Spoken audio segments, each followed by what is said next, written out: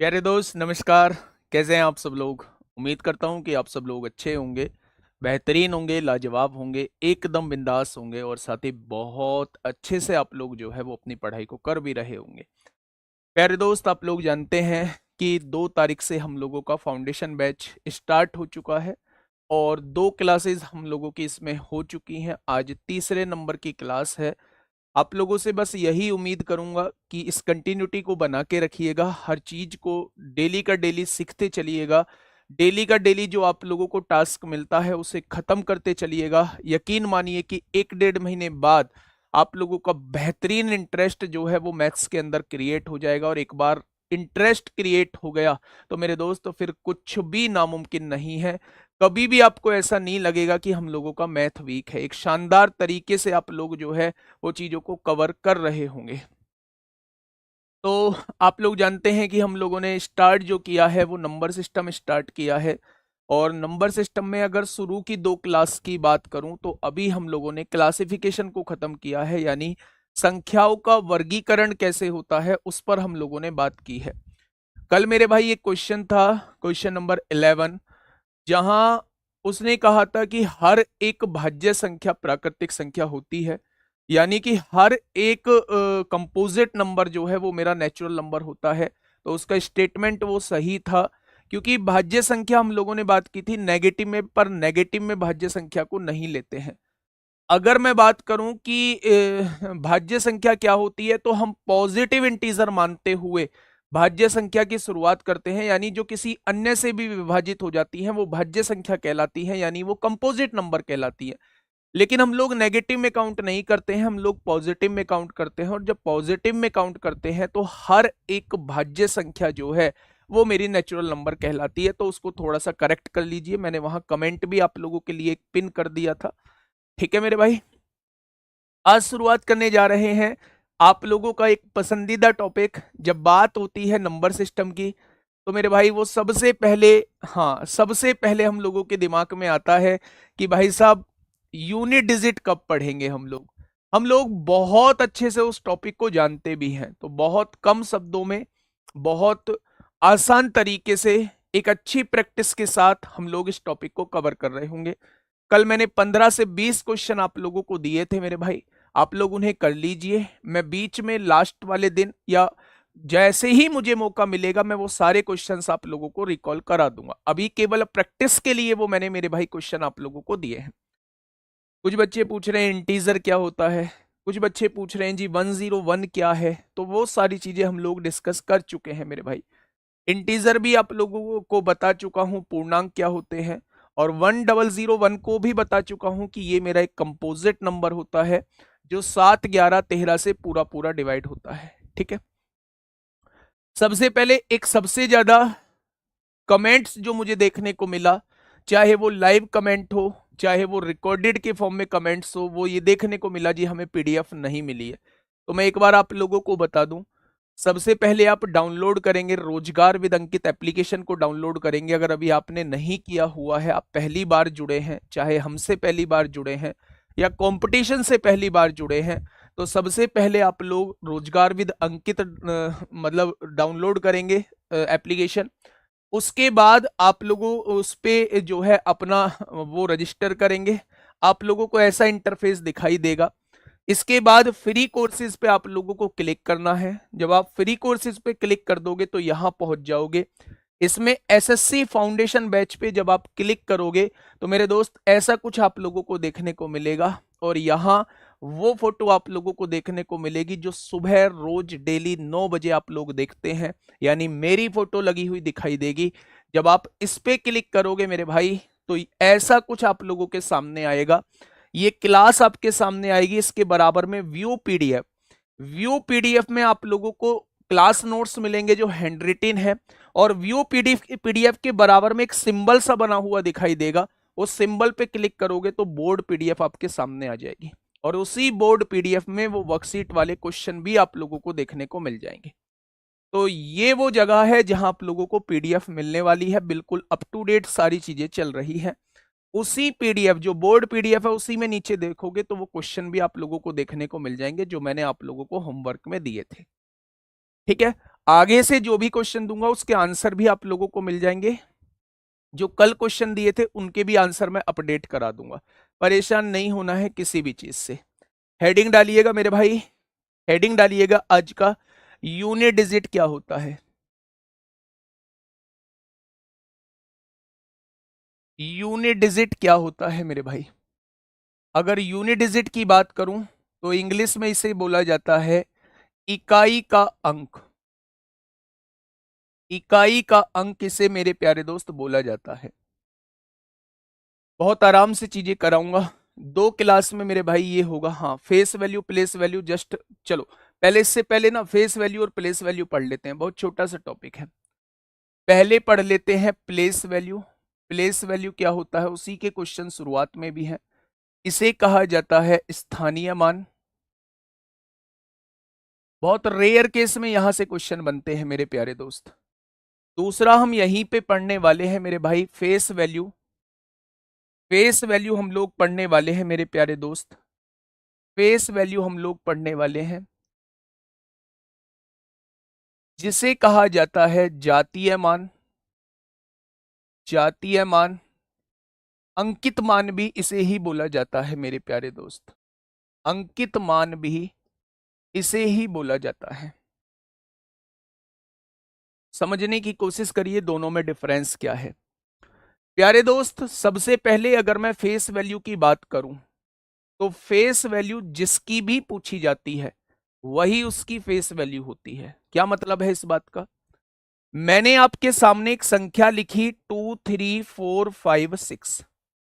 मैंने आप लोगों से पूछा कि 2 की फेस वैल्यू क्या होगी। तो आप लोग ये याद रखिएगा, कुछ इस तरीके से याद रखिएगा कि व्यक्ति का फेस कभी भी नहीं बदलता है, इसलिए जिसकी भी फेस वैल्यू पूछी जाती है वही उसकी फेस वैल्यू होती है। यानी कि अगर मैं 2 की फेस वैल्यू पूछता हूं तो 2 की फेस वैल्यू मेरे भाई 2 हो जाएगी। अगर मैं 3 की फेस वैल्यू पूछता हूं तो 3 हो जाएगी। अगर मैं 4 की फेस वैल्यू पूछता हूं तो 4 हो जाएगी। अगर मैं 5 की फेस वैल्यू पूछता हूं तो 5 हो जाएगी। अगर मैं 6 की फेस वैल्यू पूछता हूं तो 6 हो जाएगी। यानी जिसकी भी फेस वैल्यू पूछी जाए उसकी फेस वैल्यू वही डिजिट होती है। क्या ऐसा पॉइंट में भी होता है? बिल्कुल पॉइंट में भी होता है। मैंने आपके सामने एक संख्या लिखी, मैंने कहा 2.345। मैंने आप लोगों से पूछा कि भाई 2 की फेस वैल्यू क्या रहने वाली है। 2 की फेस वैल्यू क्या रहने वाली है, तो आप कहेंगे 2 की फेस वैल्यू 2 रहने वाली है। 3 की फेस वैल्यू क्या रहने वाली है, 3 रहने वाली है। 4 की फेस वैल्यू क्या रहने वाली है, 4 रहने वाली है। और 5 की फेस वैल्यू क्या रहने वाली है, 5 रहने वाली है। यानी नंबर हम लोगों को कैसा भी दिया हुआ हो, चाहे हम लोगों को मेरे भाई इस फॉर्म में नंबर दिया हो यानी इंटीजर के फॉर्म में नंबर दिया हुआ हो, चाहे हम लोगों को डेसिमल के फॉर्म में नंबर दिया हुआ हो, जिस भी डिजिट की फेस वैल्यू पूछी जाती है वही उसकी फेस वैल्यू होती है। तो इसमें तो कोई सीखने की आवश्यकता हम लोगों को नहीं है। हमें सीखनी है मेरे भाई प्लेस वैल्यू। अगर मैं प्लेस वैल्यू की बात करता हूं तो मैंने आपके सामने एक संख्या लिखी, मैंने कहा 2 3 5 4 5 6। अगर मैं आप लोगों से कहता हूं कि मेरे भाई 2 की प्लेस वैल्यू बताइए यानी 2 का स्थानीय मान बताइए, तो जब आप 5th 6th 7th क्लास में होंगे तो आपने पढ़ा होगा स्टैंडर्ड फॉर्म और एक्सपेंडेड फॉर्म। जब स्टैंडर्ड फॉर्म में कोई वैल्यू आप लोगों को दी हुई होती थी और आप लोगों से कहा जाता था कि इसे एक्सपेंडेड फॉर्म में लिखिएगा, तो जिस वैल्यू का कहा जाता था, जैसे 2 को हमें एक्सपेंडेड फॉर्म में लिखना है तो 2 के आगे कितनी डिजिट है उतनी जीरो लगा देते थे। वही मेरे दोस्त इसकी प्लेस वैल्यू होती है। अगर मैं आपसे पूछूं कि 2 की प्लेस वैल्यू क्या होगी तो 2 लिखिए। 2 के बाद जितने डिजिट आप लोगों को दिए हुए हैं उतने जीरो लगा दीजिए, ये 2 की प्लेस वैल्यू आपके सामने हो जाएगी। अगर मैं 3 की प्लेस वैल्यू आप लोगों से पूछता हूं तो 3 को लिखिए। 3 के बाद 3 डिजिट हैं तो 3 जीरो लगा दीजिए। अगर मैं 4 की प्लेस वैल्यू आप लोगों से पूछता हूं तो 4 को लिखिए, उसके बाद 2 डिजिट हैं 2 जीरो लगा दीजिए। मैंने कहा 5 की प्लेस वैल्यू क्या होगी, तो 5 को लिखिए, उसके बाद एक जीरो लगा दीजिए क्योंकि एक डिजिट है। लेकिन जब आप बात इसकी करेंगे तो इसके बाद कोई डिजिट नहीं है, तो इसकी प्लेस वैल्यू 6 हो जाएगी। यानी अगर मैं एक यहां से कंक्लूजन निकालूं, तो एक कंक्लूजन मेरे प्यारे दोस्त ये निकलता है कि यूनिट डिजिट का चाहे आप लोगों से वो प्लेस वैल्यू पूछे, चाहे वो आप लोगों से फेस वैल्यू पूछे, इस वाले अंक का दोनों चीजें सेम होती हैं। यूनिट डिजिट की ये इकाई का अंक है, इसकी प्लेस वैल्यू भी 6 होगी और फेस वैल्यू भी 6 होगी।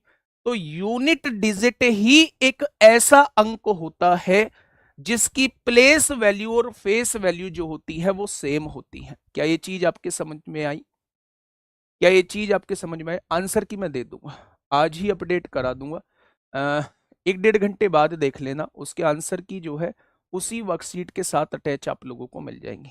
ठीक है, आगे से जो भी पीडीएफ वर्कशीट मैं आप लोगों को दूंगा उसके साथ आंसर जरूर दूंगा।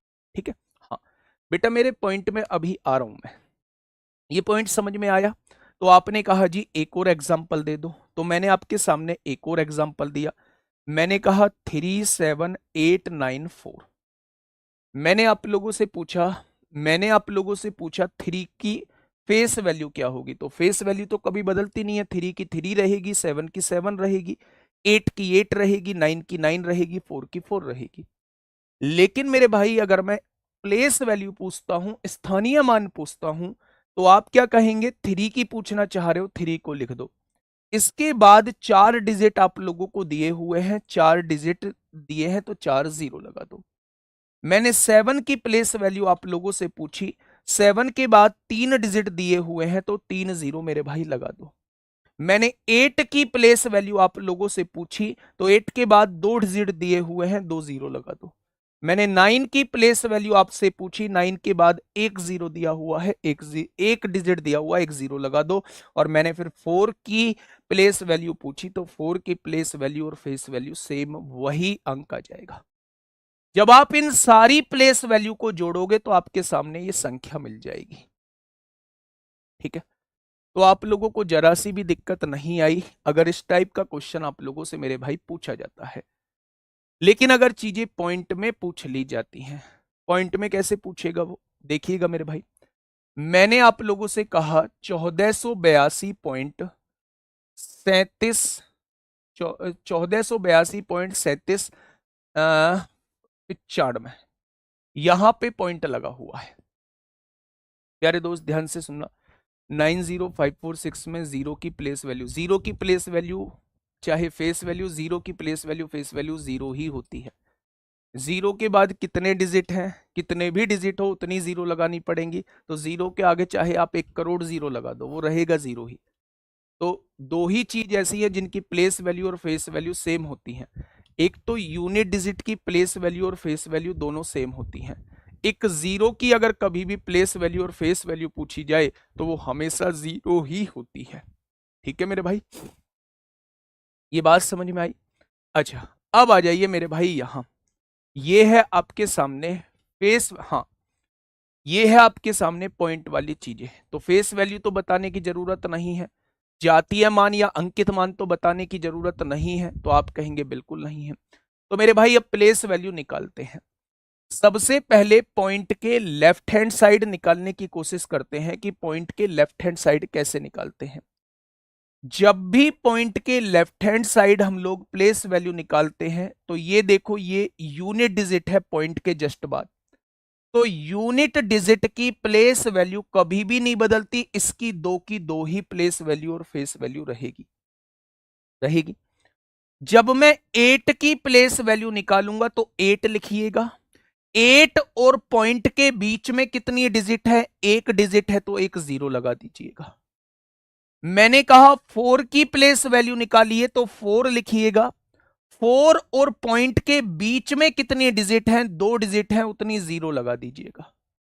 मैंने आप लोगों से पूछा 1 की प्लेस वैल्यू क्या होगी, तो 1 लिखिएगा, 1 और पॉइंट के बीच में 3 डिजिट है, तो 3 जीरो लगा दीजिएगा। ये मेरे भाई सबकी प्लेस वैल्यू आपके सामने आ जाएंगी। बात क्लियर हुई? आपने कहा जी बहुत बढ़िया बात, आपने लेफ्ट हैंड साइड का बता दिए। क्या राइट हैंड साइड में भी कुछ ऐसा ही होगा? बिल्कुल ऐसा ही होगा। कैसे? अगर मुझसे पूछा जाता है इस थ्री का, पहले पॉइंट के राइट हैंड साइड में आप लोग निकाल रहे हैं तो पहले ही पॉइंट लगा दीजिए मेरे भाई। थ्री का पूछते हैं तो थ्री का थ्री ही रहेगा, क्योंकि पॉइंट और थ्री के बीच में एक भी डिजिट नहीं है, तो इसका हो जाएगा पॉइंट थ्री।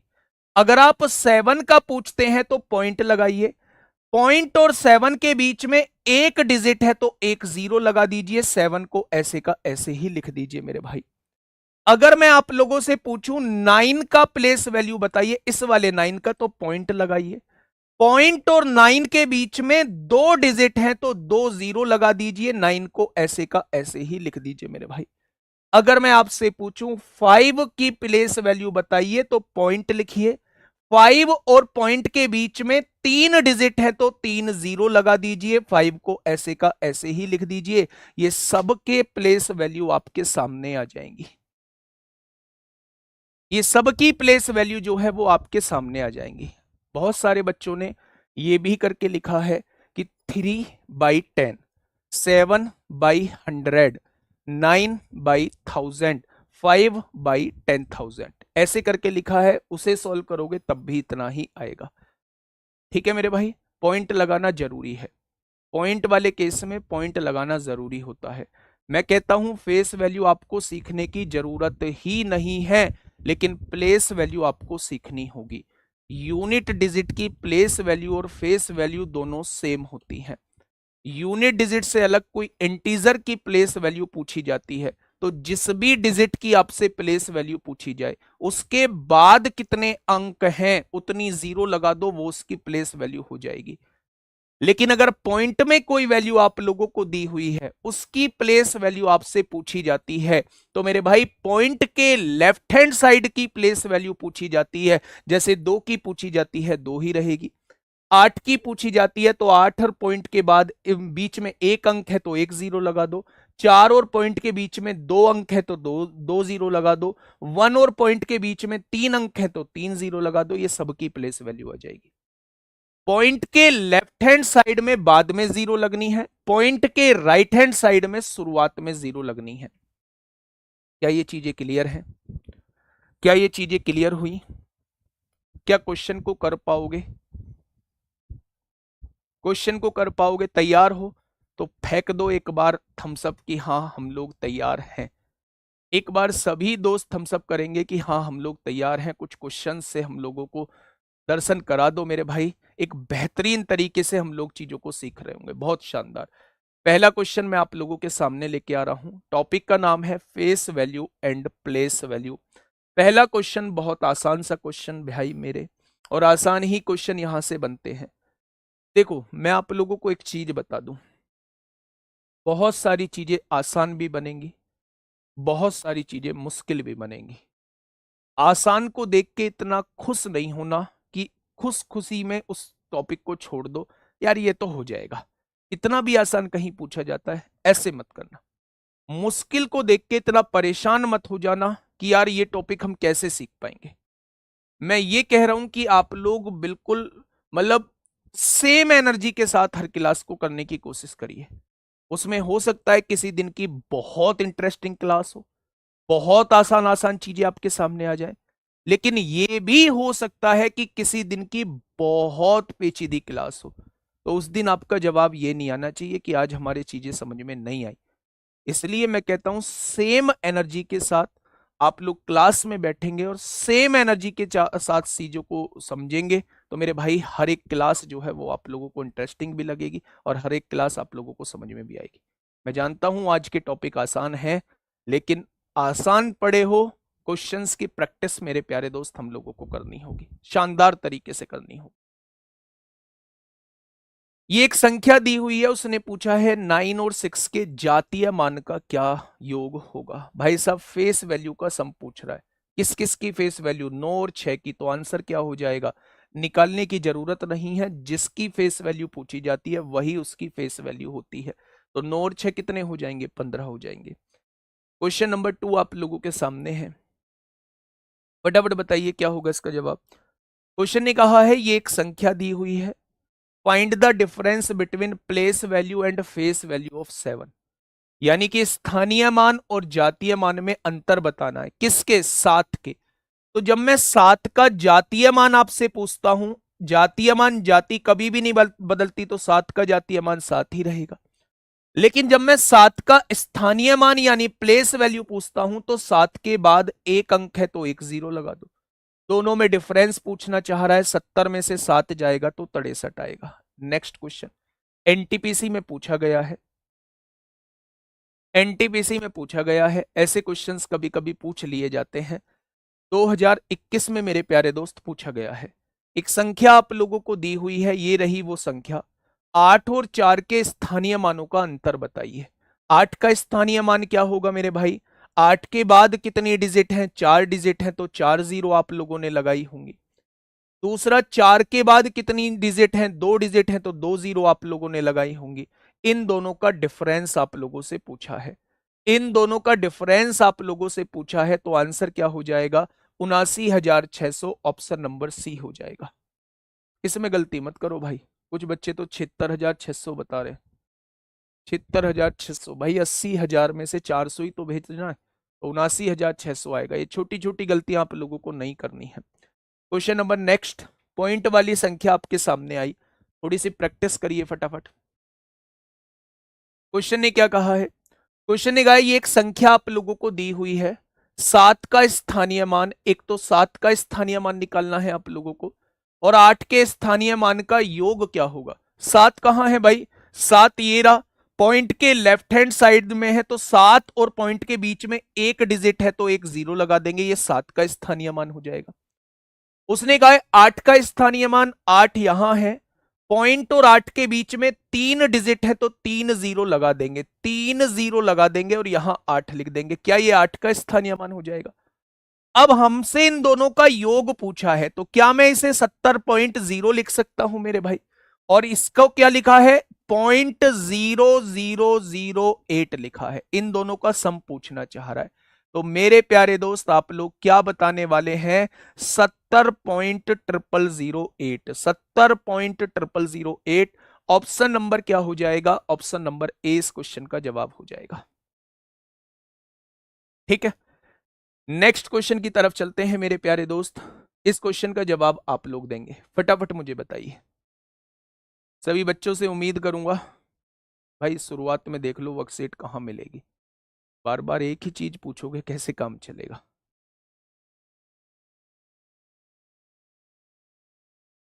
कितने बच्चे ऐसी ठंड में नहा धो के बैठे? कितने बच्चे ऐसी ठंड में नहा धो के बैठे हैं? अगर डिजिट रिपीट होती है तो मेरे भाई वो फिर आपको मेंशन करेगा कि दोनों साथ के स्थानीय मान का अंतर क्या होगा, वो दोनों के बारे में बोलेगा। अगर 2 बार रिपीट कर रही है कोई डिजिट, तो वो कुछ ना कुछ बताएगा जिससे आपको पता चलेगा कि वो इस डिजिट की बात कर रहा है या उस डिजिट की बात कर रहा है। ठीक है, कितने बच्चे नहा के आए हैं? बहुत कम बच्चे देखने को मिलेंगे। नहा लिया करो सुबह सुबह, अच्छा रहता है ना? क्योंकि क्लासेस करनी है, बैक टू बैक क्लासेस हैं आप लोगों की, तो नहा लिया करो, मतलब बॉडी फिट रहती है। चलो खैर, आप कहोगे जी मैथ पढ़ा लो, आप क्यों इतना ज्ञान दे रहे हो? नहीं देते भाई साहब ज्ञान। 4392.1768। आप लोगों से पूछा क्या गया है, थोड़ा सा समझना। आप लोगों से पूछा है 3 और 7 के स्थानीय मानों का अंतर क्या है। भाई 3 का स्थानीय मान कोई मुझे बताएगा? 3 और पॉइंट के बीच में 2 अंक हैं, 2 जीरो लगा दीजिए। और 7 का स्थानीय मान क्या होगा? पॉइंट और 7 के बीच में एक अंक है, तो एक जीरो लगा दीजिए। इन दोनों का डिफरेंस वो आप लोगों से पूछना चाह रहा है, तो मेरे भाई डिफरेंस कैसे निकालेंगे? घटाइए ना, यहां 0.0 है तो 0.07 को घटा दीजिए, तो आप कहेंगे 10 में से 7 गया 3, यहां 9 बच जाएगा, यहां भी 9 बचेगा, यहां भी 9 बचेगा और यहां 2 बच जाएगा। तो आंसर कितना हो जाएगा? 299.93 इस क्वेश्चन का जवाब हो जाएगा। कितने बच्चों ने ऑप्शन नंबर सी दिया है? लगभग सभी ने सी दिया है, बहुत जबरदस्त। क्वेश्चन नंबर नेक्स्ट, ये एनटीपीसी में पूछा गया है, शिफ्ट 2 में 2016 का क्वेश्चन है मेरे प्यारे दोस्त। बहुत कम क्वेश्चन पूछे जाते हैं, लेकिन हमें पता होनी चाहिए। प्यारे दोस्त, उसने पूछा है 4 का स्थानीय मान बताइए। नहीं, फेस वैल्यू पूछ रहा है। फेस वैल्यू पूछ रहा है तो सोचने की आवश्यकता ही नहीं है, 4 ही इस क्वेश्चन का जवाब हो जाएगा। अब ये क्वेश्चन कभी भी आप लोगों के सामने आए,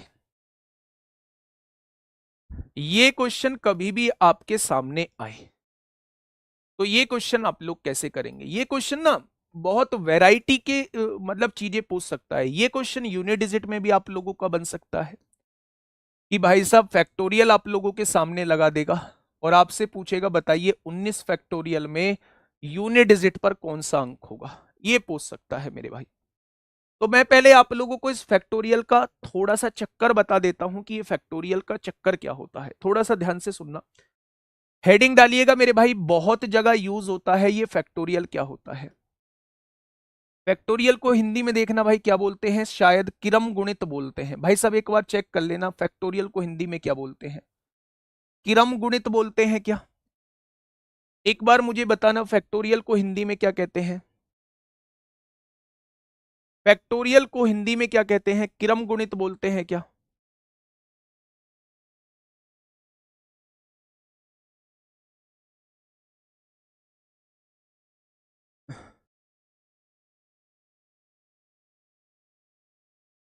चलिए, कुछ भी हो, मतलब आप फैक्टोरियल का मतलब समझिए। सबसे पहले फैक्टोरियल को हम डिनोट कैसे करते हैं? फैक्टोरियल को डिनोट करने का तरीका होता है मेरे भाई, एक डंडा खींच के यहां बिंदी रख देते हैं, जैसे एक्सक्लेमेटरी का साइन होता है, कुछ इस तरीके से हम लोग फैक्टोरियल को जो है वो रिप्रेजेंट करते हैं। दूसरा तरीका फैक्टोरियल को रिप्रेजेंट करने का ये होता है मेरे प्यारे दोस्त, ठीक है। तो अगर मैं आप लोगों के सामने लिखता हूं 2 फैक्टोरियल, तो इस फैक्टोरियल का मतलब ये होता है किरम। किरम का मतलब लगातार, गुणित का मतलब गुणा कर दीजिए। आप 2 की गुणा कर दीजिए जब तक कि 1 ना आ जाए। 2 फैक्टोरियल का मतलब होता है 2 मल्टीप्लाई 1। मैंने आपसे कहा फिर 3 फैक्टोरियल का मतलब क्या होगा, तो आप कहेंगे 3 की मल्टीप्लाई तब तक करते चले जाइए तब तक कि 1 ना आ जाए, तो इसका मतलब होता है 3 मल्टीप्लाई 2 मल्टीप्लाई 1। अगर मैं 4 फैक्टोरियल का मतलब पूछूं तो 4 फैक्टोरियल का मतलब होता है 4 मल्टीप्लाई 3 मल्टीप्लाई 2 मल्टीप्लाई 1। मैंने आप लोगों से 5 फैक्टोरियल का मतलब पूछा, तो 5 फैक्टोरियल का मतलब होता है 5 4 3 2 1। क्या ये चीज समझ में आई? मैंने कहा कि 6 फैक्टोरियल का मतलब क्या होता है, तो आप यही बता देंगे 6 multiply 5 multiply 4 multiply 3 multiply 2 multiply 1। क्या ये चीज सीख चुके हैं? अच्छा, मैं आपसे 0 फैक्टोरियल का मतलब पूछूं तो आप लोग कहेंगे 0 फैक्टोरियल का मतलब 1 होता है, बस इसी को आप लोग याद रखेंगे। 0 फैक्टोरियल का मतलब जो होता है वो 1 होता है। अब ध्यान से मेरी बात सुनना मेरे प्यारे दोस्त, अगर कभी भी आपसे यूनिट डिजिट यानी इकाई का अंक, यानी कि अगर इकाई का अंक अगर आप लोगों से पूछ लिया जाता है, तो आप एक बार 5 फैक्टोरियल की वैल्यू मुझे बताइए, तो आप कहेंगे 5 चौक 20, 20 तिया 60, 60 दूनी 120, यानी 5 फैक्टोरियल का मतलब होता है 120। ठीक है। अगर मैं 6 फैक्टोरियल का मतलब पूछूं तो 6 पंजे 30, चौका 120, तिया 360 दूनी 720 होते हैं। यानी क्या आप देख पा रहे हैं 5 फैक्टोरियल के बाद हर संख्या में यूनिट डिजिट पर 0 रहने वाला है। चाहे आप 5 फैक्टोरियल की बात करें, चाहे 6 फैक्टोरियल की बात करें, चाहे 7 फैक्टोरियल की बात करें, चाहे 8 फैक्टोरियल की बात करें, क्या यूनिट डिजिट पे जो है वो 0 रहने वाला है? तो आप कहेंगे जी बिल्कुल 0 रहने वाला है। यानी कभी भी आपसे फैक्टोरियल का क्वेश्चन पूछा जाए और उसमें यूनिट डिजिट पे पूछा जाए क्या अंक आएगा, तो अगर 5 फैक्टोरियल से बड़ी फैक्टोरियल आप लोगों को दी हुई है तो आप हमेशा यूनिट डिजिट 0 लिखना। मैंने क्या बोला? मैंने ये बोला अगर फैक्टोरियल का क्वेश्चन आपके सामने आता है और उसमें यूनिट डिजिट आप लोगों से पूछी जाती है, यूनिट डिजिट मतलब इकाई का अंक आप लोगों से पूछा जाता है, तो आप याद रखना 4 से बड़ा कोई भी फैक्टोरियल दिया होगा उसमें यूनिट डिजिट पर हमेशा ही हमेशा 0 आएगा। ये बात क्लियर हो गई?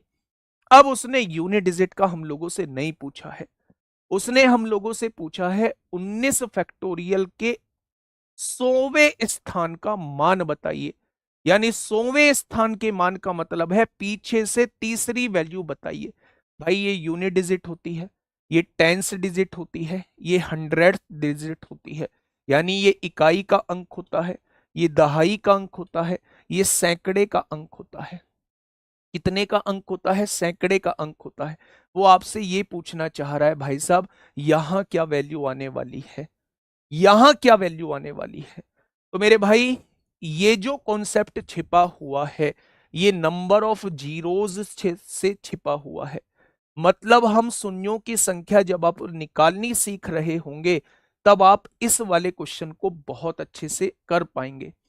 अभी हमारे सामने ये क्वेश्चन आया है तो अभी मैं इसका एक अप्रोच बता देता हूं। आप ज्यादा दिमाग मत लगाना कि ऐसा हुआ क्यों है। ऐसा हम लोग नंबर सिस्टम में उसमें नंबर ऑफ जीरोज में पढ़ेंगे कि ऐसा क्यों हुआ है। जब भी आपके सामने फैक्टोरियल का कोई क्वेश्चन आता है मेरे भाई, आप उस फैक्टोरियल के क्वेश्चन को 5 से डिवाइड करिए। 5 से डिवाइड करने का मतलब केवल इतना होता है कि हम उस फैक्टोरियल के अंदर 5 की संख्या देख रहे होते हैं कि इस फैक्टोरियल के अंदर 5 जो आया है वो कितनी बार आया है। जितनी बार 5 आएगा उतने ही नंबर ऑफ जीरोज रहने वाली हैं। तो आपने 19 को 5 से डिवाइड किया, ये कितनी बार कटा? 3 बार कटा। क्या ये 3 जो है वो 5 से डिवाइड होगा? आप कहेंगे नहीं होगा। अगर बाई चांस हो रहा होता तो हम उसे भी 5 से डिवाइड कर रहे होते और ऐसा तब तक करते रहेंगे कि जब तक वो डिवाइड होना बंद ना हो जाए। यानी कि आपने 19 को जब 5 से डिवाइड किया तो आपके सामने 3 आया, यानी इस वाले एक्सप्रेशन में नंबर ऑफ जीरोज जो रहेंगी वो 3 रहेंगी। यानी कि बाद के 3 अंक जो रहने वाले हैं वो 0 रहने वाले हैं। तभी तो 3 अंक 0 रहेंगे, तभी तो 3 0 आएंगे। यानी वो पूछ रहा है यहां कौन सा अंक है, तो आंसर क्या हो जाएगा? आंसर जो है वो 0 हो जाएगा। क्या बात क्लियर हुई? अभी थोड़ा सा डाउट आया होगा। कौन सा डाउट आया होगा? ये डाउट आपके मन में आया होगा कि मेरे भाई 5 से क्यों डिवाइड किया है। बहुत प्यार से सुनिएगा। जब भी आपके सामने कोई फैक्टोरियल का क्वेश्चन आता है और आपको नंबर ऑफ जीरोस निकालनी होती है, यानी इसके अंत में शून्यों की संख्या कितनी होगी, तो नंबर ऑफ जीरोस निकालने का तरीका होता है आप 5 और 2 की काउंटिंग कर लो। क्योंकि 5 कम बार आता है इसलिए हम लोग जो है उस फैक्टोरियल को 5 से डिवाइड कर देते हैं। 5 से मैंने डिवाइड किया, 5 दिया 15, 3 बार कट गया। अगर ये डिवाइड होना बंद हो गया है तो यही नंबर ऑफ जीरोस हो जाएंगी। यानी 19 फैक्टोरियल को जब आप सॉल्व करोगे तो लास्ट में 3 जीरोज आएंगी।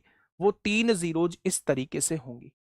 उसने कहा है 100वें स्थान पर कौन सा अंक है, तो आप कहेंगे 0। अब मैं एक और बात बताता हूं बेटा, ये बीच की जीरोज नहीं बताता, ये लास्ट की जीरोज बताता है। ठीक है, मैंने आपके सामने एक और संख्या दी। मैंने कहा आप लोगों से 29 फैक्टोरियल आपके सामने दिया हुआ है। आप मुझे बताइए इसके 100वें स्थान पर कौन सा अंक होगा। तो मैं अभी बता के आया हूं, आप ऐसे क्वेश्चन में नंबर ऑफ जीरोज निकाल लो, 5 की संख्या निकाल लो। तो 5 से काटा, 5 पंजे 25 हो गया, कट गया। अभी ये 5 भी डिवाइड हो जाएगा तो इस 5 को भी 5 से डिवाइड करो, 1 आ गया। क्या ये 1 डिवाइड होगा? आप कहेंगे नहीं डिवाइड होगा। नहीं होगा तो टोटल नंबर ऑफ जीरोज जो आएंगी वो कितनी आ जाएंगी? 5 और 1 6 आ जाएंगी। यानी कि लास्ट की 6 डिजिट जो होंगी वो प्यारे दोस्त 0 ही होंगी। लास्ट की 6 डिजिट जो होंगी वो 0 ही मेरे प्यारे दोस्त होंगी। तो क्या आप नंबर ऑफ जीरोज फैक्टोरियल के अंदर निकाल लेंगे क्या? मैंने आप लोगों से पूछा भाई, मैंने आप लोगों से पूछा 113 फैक्टोरियल के अंदर नंबर ऑफ जीरोज मुझे बताइए, नंबर ऑफ जीरोज मुझे बताइए। नहीं, हजारवा नहीं बता पाओगे, हजारवा नहीं बताओगे, क्वेश्चन ही कैलकुलेटिव हो जाएगा, फिर पूरा सॉल्व करना पड़ेगा। जहां तक चीजें निकाली जा सकती हैं आसानी से वहीं तक तो वो चीजें पूछेगा। नहीं तो भैया 19 फैक्टोरियल में फिर आप कर लो उसे, खोल दो 19 18 17 16 15 14 और ऐसे ही 1 तक गुणा करते हुए ले आओ। बात समझ में आई? मैंने आपके सामने कहा 113 फैक्टोरियल, आपने कहा जी मैं तो इसे 5 से डिवाइड करूंगा क्योंकि नंबर ऑफ जीरोज निकालनी पड़ेंगी। जब आपने 5 से डिवाइड किया, 5 दूनी 10 होगा, एक बचेगा 13 हो जाएगा, 5 दूनी 10। जितना पूरा पूरा कटता है बस उतना काटिएगा। अब 22 को 5 से डिवाइड करिए, 5 चौक 20 हो जाएगा। क्या आप ये बता सकते हैं 4 5 से डिवाइड होगा या नहीं? आप कहेंगे नहीं होगा। नहीं होगा तो भाई साहब यही नंबर ऑफ जीरोस हो जाएंगी, यानी लास्ट की 26 डिजिट जो होंगी वो मेरे भाई जीरो होंगी। वो उन 26 डिजिट में से कुछ भी पूछ सकता है। वो कह सकता है 100वें स्थान और इकाई के स्थान का गुणनफल कितना होगा, तो 0 मल्टीप्लाई 0 0 हो जाएगा। दहाई के स्थान और 1000वें स्थान का मल्टीप्लीकेशन क्या होगा, 0 मल्टीप्लाई 0 0 हो जाएगा। क्या ये चीज समझ में आई आप लोगों के? तो आप कह दें।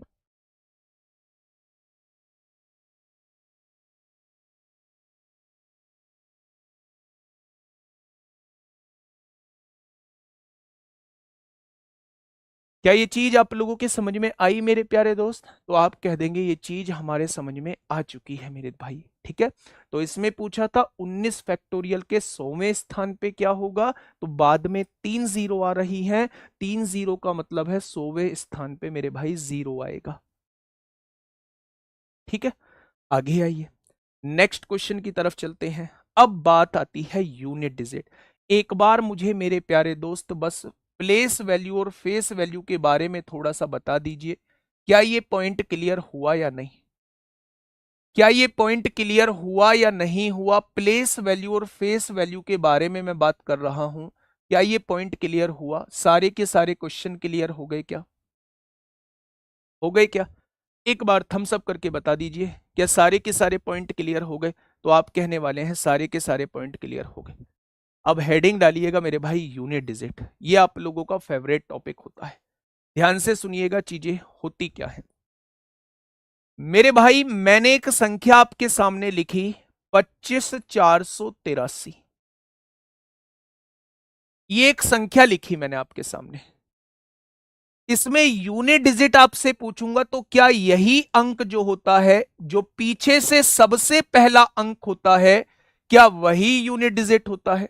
तो आप कहेंगे जी हां, यही यूनिट डिजिट होता है। यानी हमें जब भी बात करनी है मेरे प्यारे दोस्त, इस वाले यूनिट डिजिट के बारे में ही बात करनी है। बातें क्लियर है? यानी हमारा मेन टारगेट है इसको फाइंड आउट करना, इस दो को फाइंड आउट करना, इस तीन को फाइंड आउट करना कि इसका यूनिट डिजिट क्या होगा। अब बहुत तरीके के क्वेश्चन बनते हैं यूनिट डिजिट में, डायरेक्ट मल्टीप्लीकेशन के भी क्वेश्चन बनते हैं। डायरेक्ट मल्टीप्लीकेशन, बहुत सारी संख्याओं की वो मल्टीप्लाई कर रहा होता है और आप लोगों से पूछता है कि भैया जी बताओ यूनिट डिजिट क्या आएगा। आप लोगों से पावर के फॉर्म में क्वेश्चन पूछ रहा होता है कि 203 की पावर 784 है, बताओ यूनिट डिजिट क्या आएगा। आप लोगों से फैक्टोरियल में यूनिट डिजिट पूछ रहा होता है, तो ये पॉइंट आपका क्लियर हो गया। 4 से बड़ा कोई फैक्टोरियल होगा तो यूनिट डिजिट हमेशा जीरो आएगी। और यहां पे कुछ एक्सप्रेशन के फॉर्म में क्वेश्चन पूछ रहा होता है, प्लस माइनस लगा के क्वेश्चन पूछ रहा होता है, तो वो आप लोगों को बताने, मतलब ये चार चीजें हम लोग जो है वो यूनिट डिजिट के अंदर पढ़ने वाले हैं।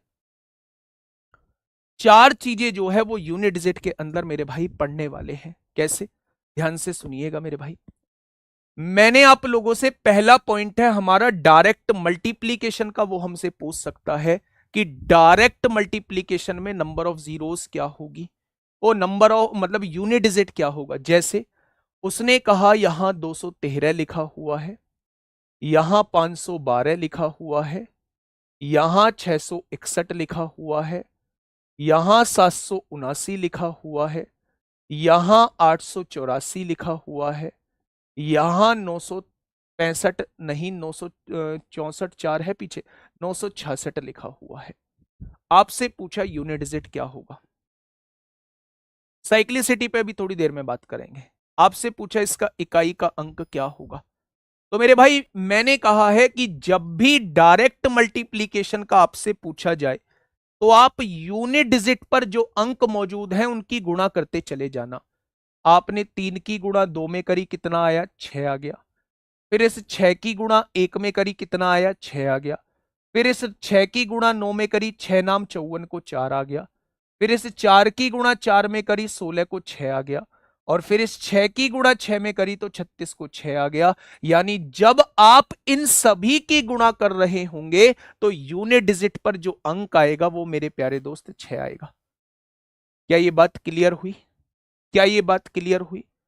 दूसरा क्वेश्चन मैं आपके सामने यही पूछता हूं मेरे भाई।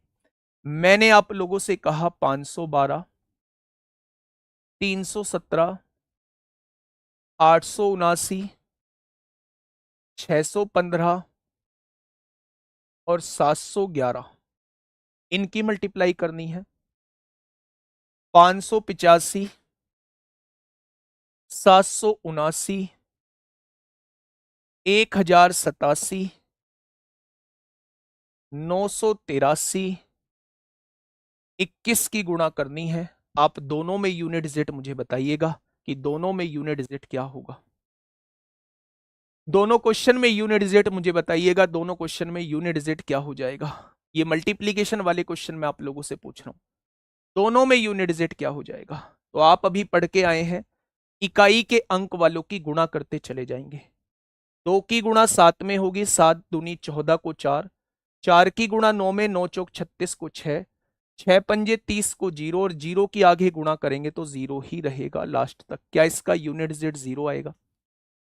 आपने यहां गुणा करी, 5 की गुणा 9 में करे, 5 नाम 45 को 5, 5 की गुणा 7 में करी, 35 को 5, 5 की गुणा 3 में करी, 15 को 5, 5 की गुणा 1 में करी, 5 आ जाएगा। क्या इसका यूनिट डिजिट 5 आ जाएगा?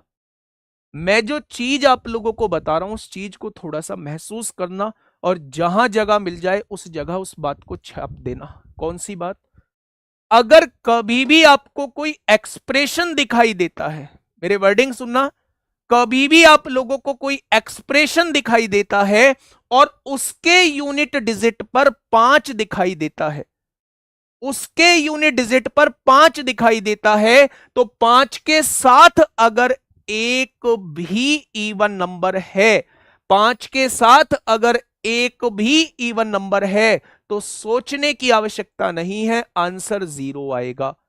आप अपनी कॉपी में लिख दीजिए, 5 के साथ अगर एक भी इवन नंबर है, एक भी सम संख्या है, तो आंसर जो है वो 0 आएगा। और 5 के साथ एक भी इवन नंबर नहीं है, एक भी सम संख्या नहीं है, तो आंसर 5 आएगा। जब मैंने यहां देखा तो यूनिट डिजिट पर 5 मौजूद था, 5 के साथ एक सम संख्या आ गई, सॉल्व करने की जरूरत नहीं है, आंसर 0 आएगा। जब मैंने यहां देखा तो यूनिट डिजिट पे 5 मौजूद था, 5 के साथ एक भी सम संख्या नहीं है, एक भी इवन नंबर नहीं है, तो आंसर जो है वो 5 आएगा। तो एक पॉइंट बना के लिख लो, अगर किसी एक्सप्रेशन में यूनिट डिजिट पर 5 दिया हुआ है तो उसके अंदर अगर एक भी सम संख्या है तो आंसर 0 आएगा, और एक भी सम संख्या नहीं है तो आंसर 5 आएगा। लास्ट 2 डिजिट भाई बहुत बाद का टॉपिक है, लास्ट 2 डिजिट बाद का टॉपिक है, अभी थोड़ा सा वेट कर लो, सबसे लास्ट में पढ़ाऊंगा लास्ट 2 डिजिट। क्या ये चीज समझ में आई? क्या एक्सप्रेशन में आप कोई दिक्कत कर पाओगे? 3 तरीके के मल्टीप्लीकेशन मैंने बताए, 3 तरीके के मल्टीप्लीकेशन, एक तो 5 ही मौजूद ना हो तो यूनिट डिजिट की मल्टीप्लाई करते चले जाओ, एक अगर 5 मौजूद हो तो एक भी सम संख्या है तो आंसर 0 आएगा, एक भी सम संख्या नहीं है तो आंसर 5 आएगा। एक से ज्यादा इवन हो तो भाई कितने भी इवन हो फिर आंसर 0 ही आना है। मैं तो एक की बात कर रहा हूं, एक से अलग चाहे लाखों इवन हो आंसर 0 ही आएगा। क्या ये चीज समझ में आई थोड़ी सी? तो हम लोग डिस्कस कर चुके हैं, डायरेक्ट मल्टीप्लीकेशन के 3 तरीके के क्वेश्चन बनते हैं, तीनों में सेम कॉन्सेप्ट लगता है। अगर आपको ये चीजें याद भी नहीं है तो आप यूनिट डिजिट की मल्टीप्लाई करते चले जाइए, आपको वहां से भी आंसर मिल जाएगा। मिल जाएगा बच्चे? क्या ये चीज समझ में आई? बहुत बढ़िया। अब दूसरा आता है मेरे भाई, पावर वाले क्वेश्चन कैसे बनते हैं। पावर वाले क्वेश्चन पे हम लोग आते हैं, बहुत शानदार तरीके से चीजों को समझेंगे। मैंने आप लोगों से एक बात पूछी, मैंने कहा 1 की पावर 1 कितना होता है? कमेंट करना बंद कर दो, मैथ मैं आपको समझा दूंगा। आप मुझसे क्या सीखने के लिए आए हैं क्लास में? मैथ सीखने के लिए आए हैं ना? सच बताना, मैथ सीखने के लिए आए हैं? तो मैं भी आपसे एक मांग करता हूं, बस कमेंट बंद कर दो आप करना, मैथ मैं आपको सिखा दूंगा। और आपने कमेंट अगर बंद नहीं किए तो माफी चाहूंगा मेरे भाई, दिक्कत आएगी फिर, ठीक है? जब मैं कहूं तब आप कमेंट करिएगा, जब मैं कहूं मेरे भाई तब आप कमेंट करिएगा, और नहीं तो उससे पहले आपको कमेंट नहीं करना है। ध्यान से सुनिए इस बात को। मैंने कहा एक की पावर एक कितना होगा, आपने कहा एक। मैंने कहा एक की पावर दो कितना होगा, आपने कहा एक। मैंने कहा एक की पावर तीन कितना होगा, आपने कहा एक। मैंने कहा एक की पावर चार कितना होगा, आपने कहा एक। मैंने कहा एक की पावर पांच कितना होगा, आपने कहा एक। यानी भाई साहब यूनिट डिजिट अगर वन है तो उसकी पावर कुछ भी हो फर्क नहीं पड़ता, यूनिट डिजिट वन ही आएगा। जैसे मैंने आपसे कहा 211 की पावर 779, मैंने आपसे पूछा इसका यूनिट डिजिट क्या होगा, तो आपने कहा यूनिट डिजिट पर वन मौजूद है ना, तो मैंने कहा हां। तो मेरे भाई अगर यूनिट डिजिट पे वन मौजूद है तो पावर कुछ भी हो इसका यूनिट डिजिट वन ही आएगा। जब आप इसे सॉल्व करोगे तो इसका यूनिट डिजिट वन ही आएगा। मैंने आप लोगों से कहा 321 की पावर 1083 दी हुई है, इसका यूनिट डिजिट क्या आएगा? तो आपने क्या कहा? आपने कहा यूनिट डिजिट पर वन मौजूद है ना, मैंने कहा हां। तो आपने कहा पावर कुछ भी हो फर्क नहीं पड़ता, इसका यूनिट डिजिट वन ही आएगा। यानी वन का केस हम लोग समझ चुके हैं। अगर अगर यूनिट डिजिट पर वन मौजूद है तो पावर का कोई फर्क नहीं पड़ता, यूनिट डिजिट हमेशा वन ही आएगा। आगे बात क्लियर? आइए आगे। मैंने आपसे कहा पांच की पावर एक कितना होगा, आपने कहा पांच होगा। मैंने कहा पांच की पावर दो कितना होगा, आपने कहा 25 होगा। मैंने कहा पांच की पावर तीन कितना होगा, आपने कहा 125 होगा। मैंने कहा पांच की पावर चार कितना होगा, आपने कहा 625 होगा।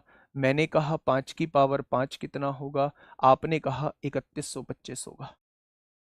यही कहोगे आप लोग? ठीक है, जोड़ घटाना बेटा अभी सारी चीजों पे आऊंगा, थोड़ा सा तो वेट कर लो। मैंने यहाँ एक्सप्रेशन, ये चौथा पॉइंट लिखा है, एक्सप्रेशन में जोड़ घटाना सारी चीजें बता रहा हूँ। आप आगे आगे मत पढ़ो बढ़ो, मैं सारी चीजों को समझाता हुआ चलूंगा, दिक्कत आपको नहीं लेनी है। आइए, मैंने आप लोगों से क्या कहा? मैंने कहा पांच की पावर एक होती है तो भी यूनिट डिजिट पांच आता है। पांच की पावर दो होती है तो भी यूनिट डिजिट पांच आता है। पांच की पावर तीन होती है तो भी यूनिट डिजिट पांच आता है। पांच की पावर चार होती है तो भी यूनिट डिजिट पांच आता है। पांच की पावर पांच होती है तो भी यूनिट डिजिट पांच आता है। यानी मेरे भाई पांच की पावर कितनी भी हो, पांच की पावर कितनी भी हो, यूनिट डिजिट तो पांच ही आएगा। कितनी भी हो, पांच की पावर कितनी भी हो, यूनिट डिजिट तो पांच ही आएगा। मैंने आपसे एग्जाम्पल के तौर पे क्या पूछा? मैंने आपसे कहा 205 की पावर 100, मैंने आपसे पूछा यूनिट डिजिट क्या आएगा, तो आपने कहा इकाई के अंक पे पांच है ना, पांच की पावर कुछ भी हो आंसर में पांच ही आएगा। मैंने आप लोगों से कहा 315 की पावर 75, 315 की पावर 75, तो मेरे भाई अगर मैं आपसे कहूं यूनिट डिजिट पे पांच है ना, तो पांच की पावर कुछ भी हो आंसर में पांच ही आएगा। तो जब हम बात कर रहे होते हैं एक की, तो भी पावर कुछ भी हो फर्क नहीं पड़ता, एक ही आता है। जब हम बात कर रहे हो पांच की, तो भी फर्क नहीं पड़ता मेरे भाई, वो पांच ही आता है। ठीक है, आगे बात करें, थोड़ी सी आगे बात करें। मैंने आप लोगों से कहा मेरे भाई छह की पावर एक कितना होता है, आपने कहा छह। मैंने कहा छह की पावर दो कितना होता है, आपने कहा 36। मैंने कहा छह की पावर तीन कितना होता है, आपने कहा 216। मैंने कहा छह की पावर चार कितना होता है, आपने कहा 1296। और मैंने कहा छह की पावर पांच कितना होता है, छह चंग 36 को छह हासिल तीन, 57 को सात हासिल पांच, 17 को सात हासिल एक, ये हो जाएगा 7776। छह की गुणा करेंगे, छह चंग 36 को छह हासिल तीन, नौ छिक्का 54, तीन 57 को सात हासिल पांच, छह दूनी 12, पांच 17 को सात हासिल एक, छह एकम छह और एक सात। या 7776 आ जाएगा। ठीक है, अब देखना, थोड़ी सी बात को समझना। अगर आप यहां चीजें देख पा रहे हैं तो 6 की पावर कुछ भी हो फर्क नहीं पड़ता, यूनिट डिजिट क्या आएगा मेरे भाई, यूनिट डिजिट जो है वो 6 ही आएगा, यूनिट डिजिट 6 ही आएगा। तो यहां भी वही केस बन जाता है जो हमने 1 और 5 का पढ़ा है। मैंने आपसे कहा 1096 है, उसकी पावर 83 दिया हुआ है, क्या आएगा यूनिट डिजिट, तो आपने कहा 6 है ना, यूनिट डिजिट पे पावर का कोई फर्क नहीं पड़ता, 6 ही आएगा।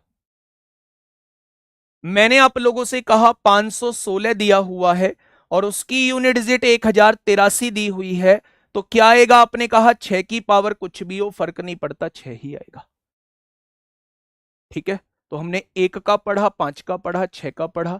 जो नियम इनका होता है वही नियम 0 का होता है, यानी 10 की पावर 1 10 होता है, 10 की पावर 2 100 होता है, 10 की पावर 3 1000 होता है, बस इतना ही कर लो, 1000 होता है। तो अगर 0 की पावर कुछ भी है तो भी यूनिट डिजिट 0 ही आता है, तो भी यूनिट डिजिट जो है वो 0 ही आता है मेरे भाई। मैंने आप लोगों से कहा 100 की पावर 513 है, सोचने की आवश्यकता नहीं है, 0 की पावर कुछ भी हो 0 ही आएगा। मैंने आप लोगों से कहा 270 की पावर 1089 है, तो बताइए यूनिट डिजिट क्या आएगा, तो आप कहेंगे सोचने की आवश्यकता ही नहीं है, 0 ही आएगा। क्या ये चीज समझ में आई, तो आप कहेंगे जी बिल्कुल आ गई। यानी मैं एक फाइनल कंक्लूजन यहां बता के चल रहा हूं, अगर यूनिट डिजिट पर, अगर किसी भी क्वेश्चन में यूनिट डिजिट पर 1560 में से कुछ भी दिखाई दे तो इसमें पावर का कोई फर्क नहीं पड़ता, पावर का कोई फर्क नहीं पड़ता, कितनी भी पावर हो कोई फर्क नहीं पड़ता, जो मौजूद होता है वही उसका यूनिट डिजिट होता है। 1 मौजूद है 1 यूनिट डिजिट होगा, 5 मौजूद है 5 यूनिट डिजिट होगा, 6 मौजूद है 6 यूनिट डिजिट होगा, 0 मौजूद है 0 यूनिट डिजिट होगा। क्या आप निकाल पाएंगे यहां तक? हाँ, संदीप सोनकर ने पूछा है जी, अगर 2 4 7 8 9 हो, आने तो दो, इतनी भी क्या जल्दी है मेरे भाई, आने दो मुझे, वहां पे सारी चीजों को बताऊंगा। क्या इतनी बात समझ में आई है? को एक बार थम्सअप करो, एक बार फटाफट, एक बार सभी दोस्त थम्सअप करेंगे। बहुत शानदार, बहुत शानदार। हाँ, अब बात आती है मेरे भाई इनसे अलग, इनसे अलग तो यूनिट डिजिट हमारा 2 भी हो सकता है, 3 भी हो सकता है, 7 भी हो सकता है, 8 भी हो सकता है, 4 भी हो सकता है, 9 भी हो सकता है। तब क्या करेंगे मेरे दोस्त, करेंगे ना, करेंगे मेरे भाई, कुछ ना कुछ तो करेंगे। क्या करेंगे, ध्यान से सुनना। एनालिसिस करते हैं बहुत प्यार से, बहुत प्यार से एनालिसिस करते हैं, फिर वहीं से कंक्लूड करूंगा।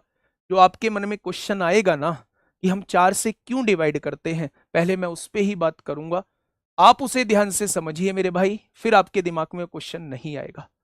देखना थोड़ा सा ध्यान से, मैंने आप लोगों से कहा 2 की पावर 1 क्या होता है, आपने कहा 2 होता है, कहा जी। मैंने कहा 2 की पावर 2 क्या होता है, आपने कहा 4 होता है। मैंने कहा 2 की पावर 3 क्या होता है, आपने कहा 8 होता है।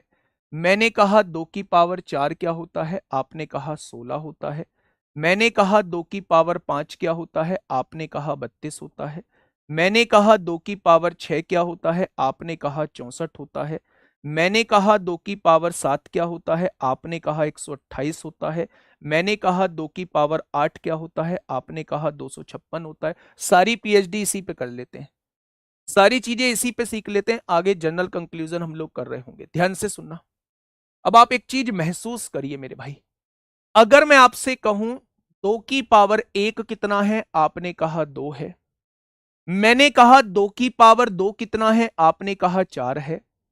मैंने कहा 2 की पावर 3 कितना है, आपने कहा 8 है। मैंने कहा 2 की पावर 4 कितना है, आपने कहा 6 है। लेकिन जैसे ही मैं 4 से आगे आता हूं 2 की पावर 5 पर, क्या ये अंक रिपीट होना स्टार्ट हो जाते हैं, यूनिट डिजिट? क्या ये अंक रिपीट होना स्टार्ट हो जाते हैं मेरे भाई? तो आपने कहा जी बिल्कुल हो रहे हैं। यानी जिस पावर के बाद यूनिट डिजिट रिपीट होना स्टार्ट हो जाए उसे ही उसकी साइक्लिसिटी बोला जाता है। एक वर्ड आपने जनरली सुना होगा, साइक्लिसिटी क्या होता है मेरे भाई? तो साइक्लिसिटी वो होता है जिस पावर के बाद यूनिट डिजिट रिपीट होना स्टार्ट हो जाए। मेरे भाई 2 4 8 6 4 पावर के बाद यूनिट डिजिट रिपीट होना स्टार्ट हो गया, इसलिए इस 2 की साइक्लिसिटी जो है वो 4 होती है। 2 की साइक्लिसिटी कितनी होती है? 4 होती है। क्या ये बात समझ में आई? कुछ देर का हाइक आप लोगों ने देखा था, कुछ देर का। ऐसे ड्रामा क्यों करते हो यार? मतलब एकदम से 11-12 हजार लोग लाइव चल रहे हैं और उसमें आप एकदम 17,000 पहुंचा दे रहे हो। आप लोगों के लिए नहीं कह रहा हूं, जिनके लिए कह रहा हूं, अगर उनके पास तक वीडियो पहुंच रही होगी। ऐसे क्यों? पढ़ाइए, आप भी पढ़ा रहे हैं, हम भी पढ़ा रहे हैं, अच्छा आप भी कर रहे हैं, अच्छा हम भी कर रहे हैं, तो क्यों ये मतलब फालतू का ड्रामाबाजी करनी?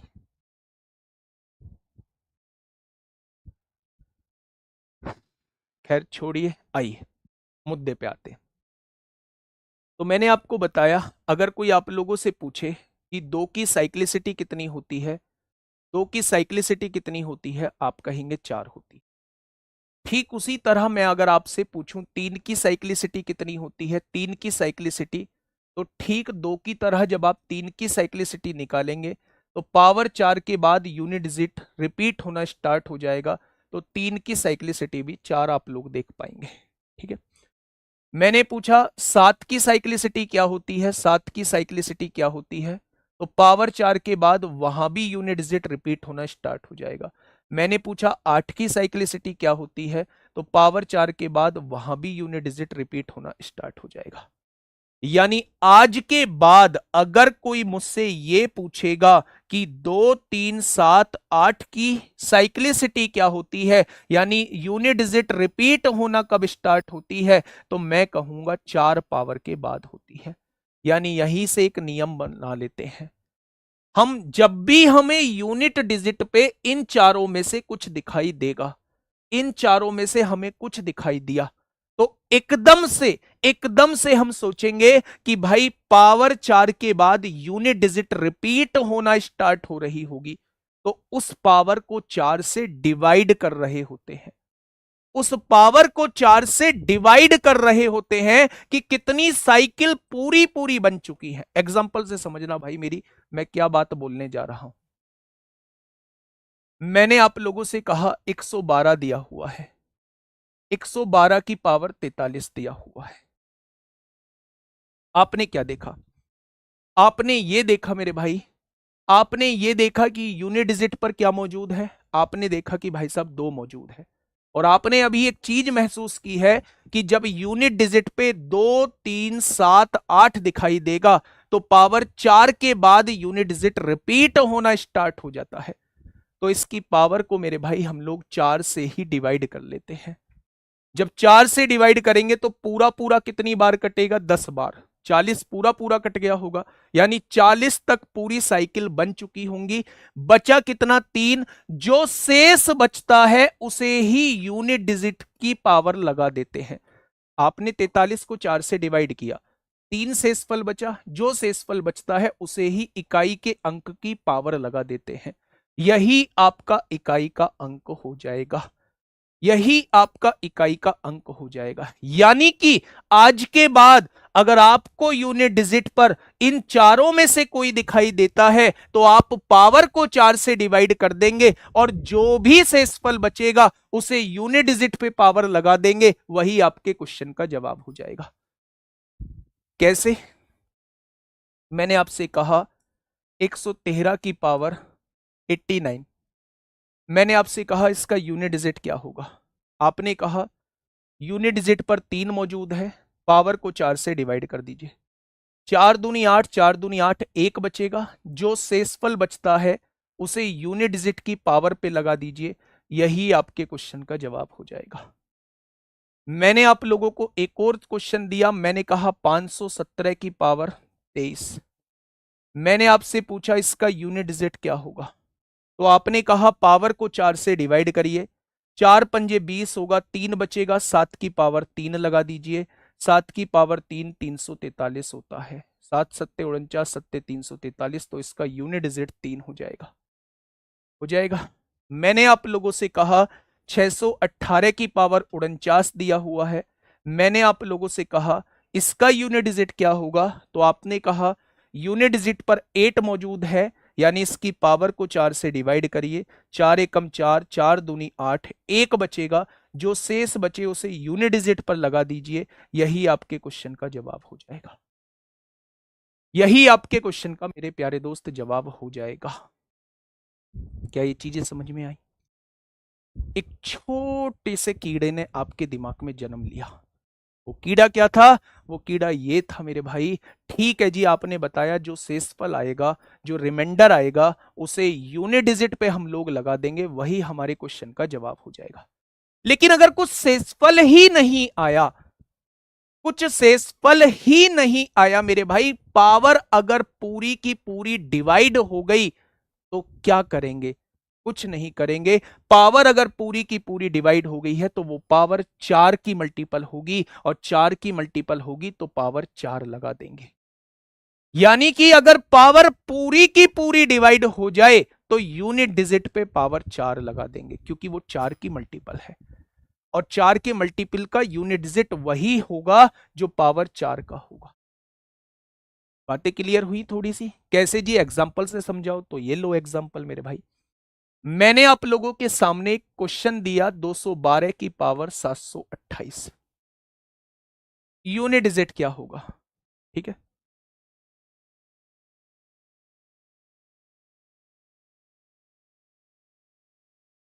नॉन रिकरिंग डेसिमल आएगा ही नहीं नीतीश, 22 को 7 से डिवाइड करो, नॉन रिकरिंग डेसिमल थोड़ी ना आएगा, इरेशनल भी नहीं होता है।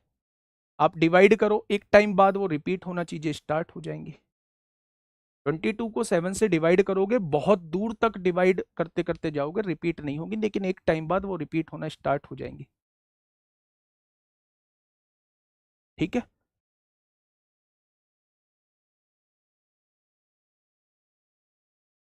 चलिए, मैंने आपसे पूछा 212 की पावर 728 है। ठीक है, मैंने आपको एक क्वेश्चन दिया 113 की पावर 88 दिया हुआ है, मैंने आपसे कहा 127 की पावर 48 दिया हुआ है, और मैंने आपसे कहा 248 की पावर 44 दिया हुआ है। मैंने आपसे इनका यूनिट डिजिट पूछ लिया, मैंने आपसे इनका यूनिट डिजिट पूछ लिया भाई साहब, इकाई का अंक पूछ लिया मेरे भाई। बताइए इकाई का अंक क्या होगा? तो आपने कहा है जी अगर यूनिट डिजिट पे हमें 2 3 7 8 दिखाई देता है तो उसकी पावर को 4 से डिवाइड करते हैं, तो क्या सबकी पावर को 4 से डिवाइड करेंगे? तो आप कहेंगे जी बिल्कुल डिवाइड करेंगे। 4 का नियम ये कहता है बाद के दो अंक देख लो कि वो डिवाइड होते हैं या नहीं, तो 28 4 से पूरा पूरा डिवाइड होता है, और जब पावर पूरी पूरी डिवाइड होती है तो यूनिट डिजिट पे पावर 4 लगा देते हैं, और 2 की पावर 4 16 होता है, जिसमें यूनिट डिजिट मेरे भाई 6 आएगा। यहां आइए, जब आपने डिवाइड किया पूरा पूरा डिवाइड हो गया, और जब पूरा पूरा डिवाइड हो जाता है तो यूनिट डिजिट पे पावर 4 लगा देते हैं, और 3 की पावर 4 81 होता है, यूनिट डिजिट 1 आएगा। आई बात समझ में? जब 7 की पावर 48 है तो पावर पूरी पूरी डिवाइड होती है, 7 की पावर 4 लिख देंगे, और 7 की पावर 4 2401 होता है, यूनिट डिजिट 1 आएगा। ऐसे ही यहां पे मेरे भाई 4 से काटेंगे, पूरा पूरा कट जाएगा, 8 की पावर 4 लिख देंगे, और 8 की पावर 4 40 96 होता है, यूनिट डिजिट मेरे भाई 6 आएगा। 6 आएगा। आप ऐसे भी याद कर सकते हैं, जब आपके सामने सम संख्या दी हो, सम संख्या दी हो और उनकी पावर पूरी पूरी कट जाए तो आंसर 6 आता है। जब विषम संख्या आप लोगों को दी हो और उनकी पावर पूरी पूरी कट जाए तो आंसर 1 आता है। क्या ये चीज समझ में आ गई? बोलो। क्या 2 3 7 8 का नियम समझ में आ गया? क्या 1 5 6 0 का नियम समझ में आ गया? यानी मैं आप लोगों से अगर अब पूछूं कि अगर क्वेश्चन में 1 5 6 0 दिखाई दे तो पावर का कोई फर्क पड़ेगा, तो आप कहेंगे कोई फर्क नहीं पड़ेगा, जो दिख रहा है वही आंसर हो जाएगा। अगर मैं आप लोगों से कहूं क्वेश्चन में अगर इकाई के अंक पे 2 3 7 8 दिखाई दे तो पावर को 4 से डिवाइड कर देंगे, जो रिमाइंडर बचेगा उसे यूनिट डिजिट पे लगा देंगे, वही आंसर हो जाएगा। अगर पावर पूरी पूरी डिवाइड हो जाती है तो यूनिट डिजिट पे पावर 4 लगा देंगे। यही तो हम लोग पढ़ के आए हैं। अब आप कहेंगे जी ये सारे तो हम लोगों के समझ में आ गए, अब हमें 4 और 9 का नियम और बता दीजिए कि 4 और 9 का नियम क्या कहता है मेरे भाई। 4 और 9 का नियम समझिए मेरे प्यारे दोस्त। अगर मैं आपसे कहूं 4 की पावर 1 क्या होता है तो आप कहेंगे 4 होता है। मैंने आप लोगों से कहा 4 की पावर 2 क्या होता है, आपने कहा 16। और 4 की पावर 3 क्या होता है, आपने कहा 64। और 4 की पावर 4 क्या होता है, तो आपने कहा 64 चौका 256 होते हैं। क्या ऐसे ही करते चले जाएंगे? यानी कि मेरे भाई थोड़ा सा ध्यान से समझना, थोड़ा सा ध्यान से समझना कि अगर अगर मेरे प्यारे दोस्त 4 की पावर जो है वो ओड नंबर दी हुई है, विषम संख्या दी हुई है, तो क्या यूनिट डिजिट जो है वो 4 आता है? यानी कि मेरे भाई 4 की पावर ओड दिया हुआ है तो यूनिट डिजिट जो आएगा वो 4 आपके सामने आएगा। ये हम लोग निकाल चुके हैं। अगर मैं आपसे पूछूं 4 की पावर इवन अगर दी हुई है, 4 की पावर सम संख्या अगर दी हुई है, तो यूनिट डिजिट क्या आएगा, तो आप कहेंगे 6 आ जाएगा। 4 के केस में मेरे भाई, 4 के केस में हम लोग केवल पावर को चेक करते हैं, पावर ओड है या पावर इवन है। पावर ओड है तो यूनिट डिजिट 4 आएगा, पावर इवन है तो आंसर मेरे भाई 6 आएगा। जैसे मैंने आपसे कहा 244 की पावर 1079, मैंने आप लोगों से कहा 514 की पावर 732, मैंने आप लोगों से कहा 644 की पावर 103। मैंने आपसे यूनिट डिजिट पूछा मेरे भाई कि यूनिट डिजिट क्या होगा, तो आपने कहा यूनिट डिजिट पर 4 मौजूद है ना, केवल पावर्स को चेक कर लो। ये कैसी पावर है, 2 से कटेगी नहीं, तो ये विषम है और विषम होती है तो आंसर 4 आता है। ये कैसी पावर है, 2 से कटेगी, कटेगी तो सम है और सम होती है तो आंसर 6 आता है। ये कैसी पावर है, विषम है, 2 से नहीं कटेगी, विषम होती है तो आंसर 4 आता है। इसमें कुछ सोचने की ही आवश्यकता नहीं है। जैसे आपने 4 का चेक किया है, ठीक वैसे ही हम लोग 9 का चेक कर रहे होते हैं। ठीक वैसे ही हम लोग मेरे भाई 9 का चेक कर रहे होते हैं। कैसे? हाँ, 9 की पावर 1 कितना होता है, 9 होता है। 9 की पावर 2 कितना होता है, 81 होता है। 9 की पावर 3 कितना होता है, 729 होता है। 9 की पावर 4 कितना होता है, 65 61 होता है। और ऐसे ही हम लोग करते चले जाएंगे। यानी कि अगर 9 की पावर ओड दिखती है अगर आपको, तो यूनिट डिजिट भी 9 दिखाई देगा। यहां से हम कंक्लूड कर सकते हैं कि 9 की पावर ओड है तो यूनिट डिजिट 9 ही दिखाई देगा। और 9 की पावर अगर आप लोगों को इवन दिख जाती है, जैसे यहां दिख रही है, तो यूनिट डिजिट जो है वो आप लोगों को 1 दिखाई देगा। क्या क्वेश्चन यहां से कर लेंगे?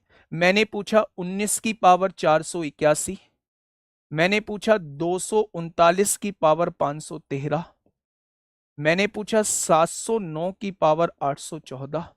मैंने ये 3 क्वेश्चन आप लोगों से पूछे और मैंने आपसे कहा यूनिट डिजिट क्या होगा। यूनिट डिजिट क्या होगा मेरे भाई, फटाफट से बताइए।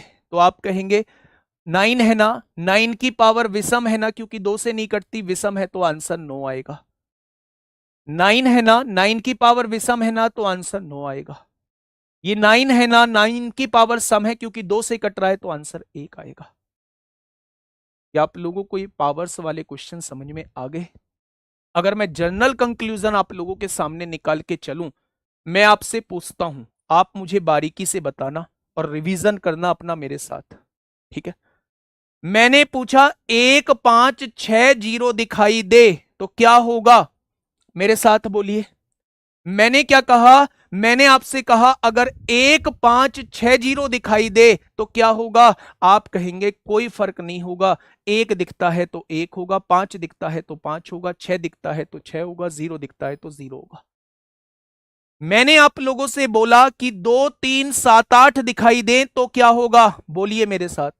पावर को 4 से डिवाइड करेंगे, जो रिमाइंडर बचेगा, जो शेषफल बचेगा, उसे यूनिट डिजिट पे लगा देंगे। अगर पावर पूरी पूरी डिवाइड हो जाती है तो यूनिट डिजिट पे पावर 4 लगा देंगे। ठीक है? हाँ। और एक मेरे भाई 4 और 9 का नियम, पावर्स को चेक कर लेंगे। ओड है तो अलग, इवन है तो अलग। अब मेरे भाई आपके दिमाग में एक छोटी सी चीज आई होगी। वो छोटी सी चीज कौन सी है? कुछ योद्धा क्लास में पहले से मौजूद हैं, तो मैं उनकी तारीफ भी करना चाहूंगा कि उनको ये चीज याद है। वो छोटी सी चीज ये है कि या तो आप इतना सब कुछ सीख लीजिए, और सीखना ये कोई बड़ी बात नहीं है मेरे भाई। अगर आपको ये चीजें याद हैं तो शायद चंद सेकंडों में आप लोगों का आंसर आ जाएगा, या फिर इसका ओवरऑल एक जनरल कंक्लूजन होता है। ओवरऑल जनरल कंक्लूजन, आपको कुछ भी याद करने की जरूरत नहीं है, आपको कुछ भी कंक्लूड करने की जरूरत नहीं है, कोई भी चीज समझने की जरूरत नहीं है। आप पूरी यूनिट डिजिट को एक सिंगल कॉन्सेप्ट से फाइंड आउट कर सकते हैं। कौन से सिंगल कॉन्सेप्ट से मेरे भाई? अगर मैं आप लोगों से कहूं कोई भी संख्या यहां दी हुई है, कोई भी संख्या, उसकी जो भी पावर आप लोगों को दी हो, जो भी पावर, मुझे नहीं पता, कोई भी पावर, तो आप उसकी पावर को 4 से डिवाइड कर दीजिए, यहां बिना कोई यूनिट डिजिट देखे। कुछ भी दिया हो फर्क नहीं पड़ता, आप सबकी पावर को 4 से डिवाइड कर दीजिए। जो जैसे यहां कोई पी संख्या दी हुई है, पी की पावर कुछ भी दी हुई है, आप उसे 4 से डिवाइड कर दीजिए। जो रिमाइंडर बचे, जो रिमाइंडर बचे, वो पी की यूनिट डिजिट पे लगा दीजिए। पी की यूनिट डिजिट पे मेरे भाई लगा दीजिए, यही इस क्वेश्चन का जवाब होता है। मतलब इसकी जो यूनिट डिजिट होगी, 0 होती है तो 0 पे लगा दीजिए, 1 होती है तो 1 पे लगा दीजिए, 2 होती है 2 पे लगा दीजिए, 3 होती है 3 पे, 4 है तो 4 पे, 5 है तो 5 पे। जो शेषफल आता है उसे यूनिट डिजिट पे लगा दीजिए, वही उस क्वेश्चन का जवाब हो जाएगा। और अगर पावर पूरी पूरी डिवाइड हो जाती है तो इस यूनिट डिजिट पे पावर 4 लगा दीजिए। बस इतना सा आप लोगों को जनरल कंक्लूजन याद रखना है, उतना सब कुछ याद रखने की जरूरत भी नहीं थी।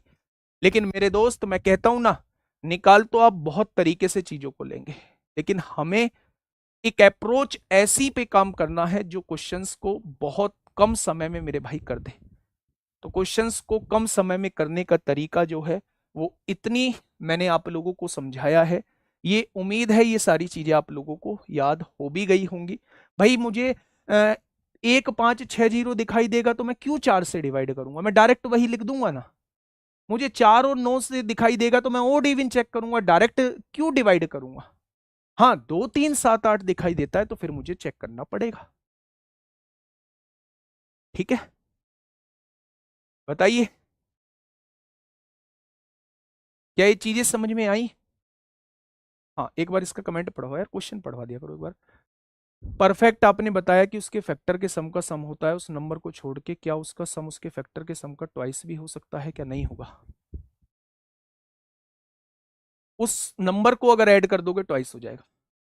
उस नंबर को अगर ऐड कर दोगे ट्वाइस हो जाएगा, क्योंकि उसे छोड़ के बाकी का सम उस नंबर के बराबर आ चुका है, और वो नंबर और ऐड होगा तो उस नंबर का ट्वाइस बन जाएगा।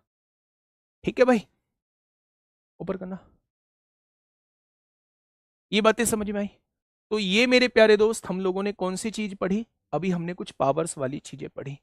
मैं कुछ क्वेश्चंस आप लोगों को कराऊंगा, लेकिन पहले छोटा सा कॉन्सेप्ट फैक्टोरियल का पढ़ा दूं मेरे भाई। एक्सप्रेशन का हम क्वेश्चन के थ्रू समझेंगे। फैक्टोरियल का क्वेश्चन और समझ लेते हैं, फैक्टोरियल का कॉन्सेप्ट क्या है। फैक्टोरियल का कॉन्सेप्ट हम लोग पढ़ लेते हैं मेरे भाई। फैक्टोरियल का कॉन्सेप्ट क्या है? कल इस यूनिट डिजिट का पार्ट 2 होगा मेरे भाई, है ना? पार्ट 2 होगा और कल ये यूनिट डिजिट खत्म हो जाएगा। परसों जो हम लोग बात करेंगे वो डिविजिबिलिटी रूल पे बात करेंगे। अब इसके बाद जो हम लोगों का टॉपिक होगा वो यूनिट डिविजिबिलिटी रूल होगा, और डिविजिबिलिटी रूल सबसे इंपॉर्टेंट टॉपिक बन जाता है नंबर सिस्टम के अंदर। थोड़ा सा ध्यान से समझिएगा, बहुत प्यार से समझिएगा मेरे भाई, होता क्या है। देखिए, सबसे पहले मुझे ये बताइए कि मैंने आपके सामने 24 लिखा, मैंने इसको 10 से डिवाइड किया, तो रिमाइंडर क्या होगा, रिमाइंडर बताना है, शेषफल बताना है। मैंने आपके सामने 513 लिखा, मैंने इसे 10 से डिवाइड किया, रिमाइंडर बताना है। मैंने आपके सामने 1027 लिखा, मैंने इसे 10 से डिवाइड किया, तो रिमाइंडर क्या होगा। मैं तीनों जगह आप लोगों से रिमाइंडर पूछना चाह रहा हूं, यानी शेषफल पूछना चाह रहा हूं, क्या शेष बचेगा डिवाइड करने पर।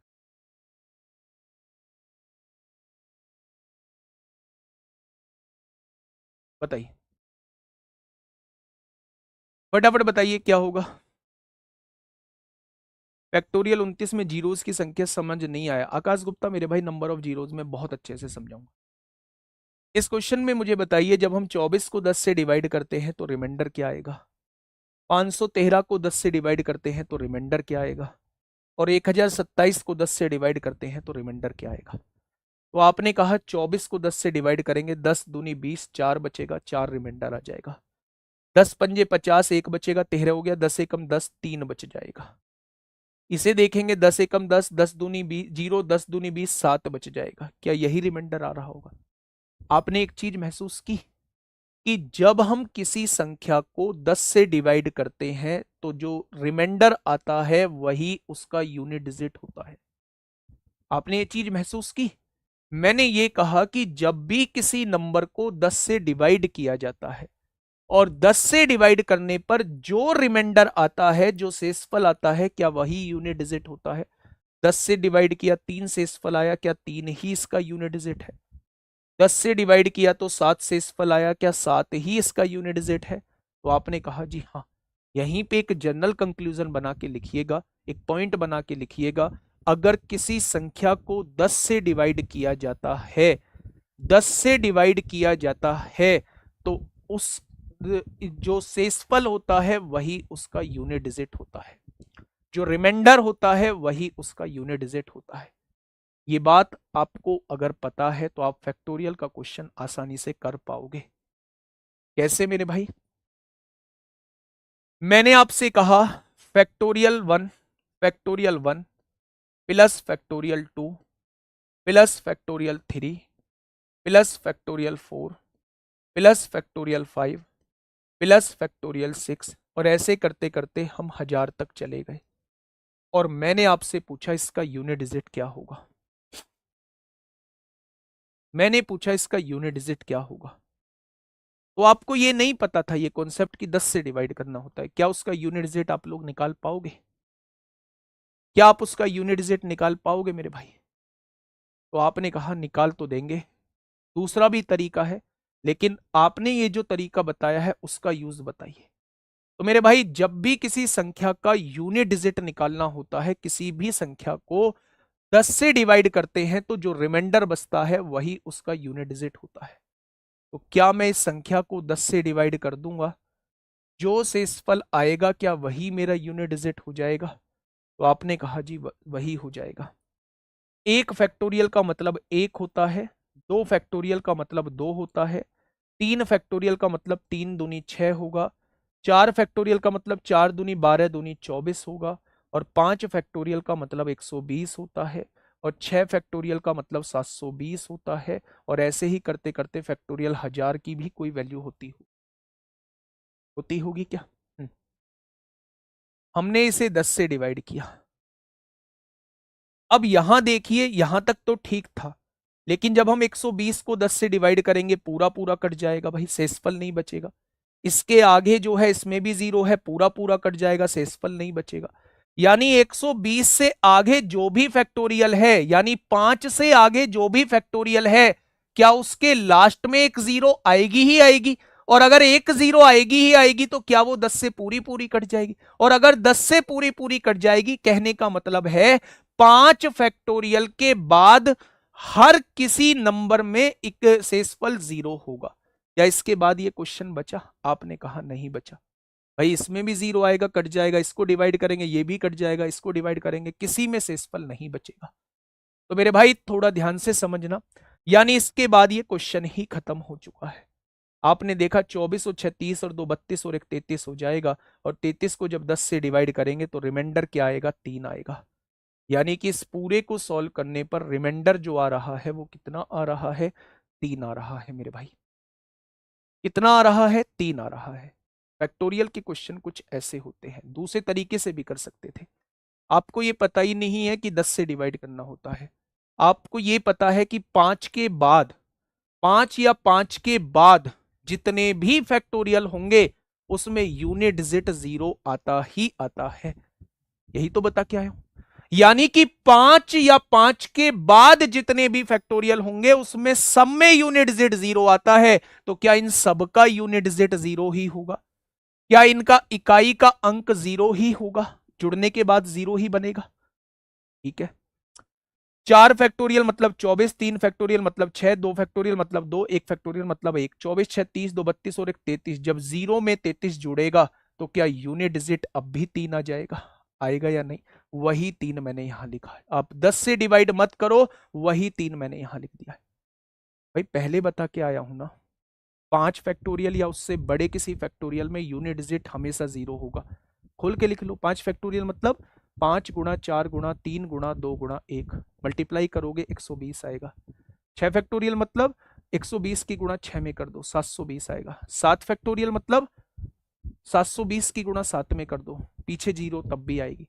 यानी 5 या 5 से बड़े किसी भी फैक्टोरियल में यूनिट डिजिट हमेशा 0 होता है। तो क्या 5 फैक्टोरियल के बाद सब में यूनिट डिजिट 0 ही लिख देंगे? 5 फैक्टोरियल से पहले वाले को सॉल्व करेंगे, इसको सॉल्व करके 33 आएगा, तो 0 में 33 जोड़ेंगे तो यूनिट डिजिट 3 ही आएगा। ठीक है मेरे भाई, मल्टीप्लाई में होगा फिर तो 0 आ ही जाएगा। मल्टीप्लाई में तो एक 0 आ गया तो फिर आगे चेक करने की जरूरत नहीं है, सबकी यूनिट डिजिट ही 0 आएगी। ठीक है, ये चीजें समझ में आई? तो मेरे भाई ये क्वेश्चंस मैंने आज आप लोगों को कराए। फैक्टोरियल के बहुत सारे क्वेश्चंस की प्रैक्टिस कराऊंगा, फैक्टोरियल के बहुत सारे क्वेश्चंस की प्रैक्टिस कराऊंगा। कॉन्सेप्ट मैं आपको बता चुका हूं। डायरेक्ट मल्टीप्लीकेशन में मैंने आपको बताया था यूनिट डिजिट की मल्टीप्लाई करते चले जाना। 5 अगर यूनिट डिजिट पे दिखता है, एक भी इवन नंबर दिखता है, आंसर 0 आता है। एक भी इवन नंबर नहीं दिखता है, आंसर 5 आता है। पावर के रूप में मैंने बताया था, 1 5 6 0 दिखाई दे तो बदलते नहीं है, 2 3 7 8 में 4 से डिवाइड करते हैं, और 4 और 9 में पावर देख रहे होते हैं। फैक्टोरियल के क्वेश्चन में मैंने आपको बताया 5 या 5 से बड़ा कोई भी फैक्टोरियल दिया हुआ है उसका यूनिट डिजिट 0 ही आता है। तो जब आपको ये एक्सप्रेशन दिया हुआ था मेरे भाई, ये एक्सप्रेशन दिया हुआ था आपको मेरे दोस्त, ये वाला 5 फैक्टोरियल के बाद यूनिट डिजिट 0 ही होता है, तो इसे तो मिटा ही दो, इसका तो कोई फर्क पड़ना ही नहीं है। यानी बस हमें इसे सॉल्व करना है। 1 फैक्टोरियल का मतलब 1 होता है, 2 फैक्टोरियल का मतलब 2 गुणा 1 2 होगा, 3 फैक्टोरियल का मतलब 3 गुणा 2 गुणा 1 यानी कि 6 हो जाएगा, और 4 फैक्टोरियल का मतलब 4 गुणा 3 गुणा 2 गुणा 1 यानी कि 24 हो जाएगा। 24 और 6 30 और 2 32 और 1 33 हो जाएगा, और 33 में यूनिट डिजिट क्या होता है, 3 होता है। आंसर मत लिखो, आप 10 से डिवाइड मत करो ना। अगर ये कॉन्सेप्ट समझ में नहीं आ रहा है तो मत करो। जोड़ के कितना आएगा, 33, और 33 में यूनिट डिजिट कितना है, 3 है मेरे भाई। ठीक है, क्या ये चीज आई समझ में? ये चीज समझ में आई? पहला क्वेश्चन मैं आप लोगों को दे रहा हूं कमेंट बॉक्स में, इसका जवाब जो है मुझे आपसे कमेंट बॉक्स में चाहिए होगा।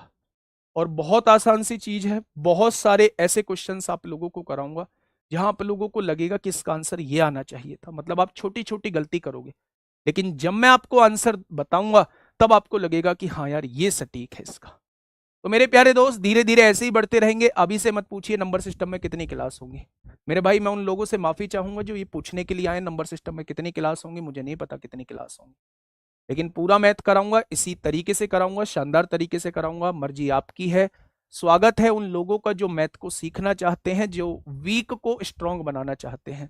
और मेरे भाई उन लोगों से क्या ही कहना चाहूंगा जो 3 क्लास के बाद ये पूछने लगे हैं कि नंबर सिस्टम में और कितनी क्लास होंगी। बेहतर है कि आप फिर देखिए जहां आपको बेस्ट चीजें लग रही हैं। ठीक है, क्लास कैसी लगी? अच्छी लगी है तो लाइक की संख्या बढ़नी चाहिए।